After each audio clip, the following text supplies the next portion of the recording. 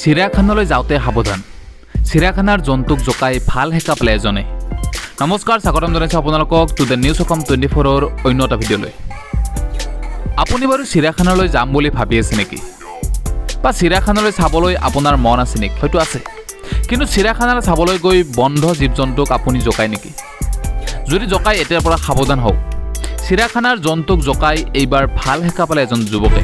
চিৰিয়াখানাত এবিধ ডাঙৰ জাতিৰ বান্দৰক জোকাই এজন যুৱকে বহুত ডাঙৰ বিপদৰ সন্মুখীন হ'ল।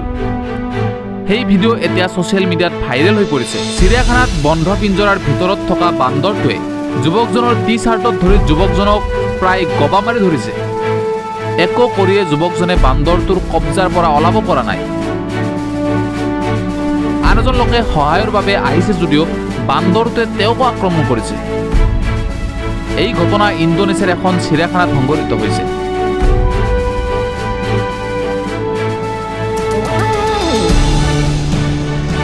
তো দৰ্শকসকল, আপোনালোকেও চিৰিয়াখানা চাবলৈ যাওক, কিন্তু অলপ সাৱধানে থাকিব।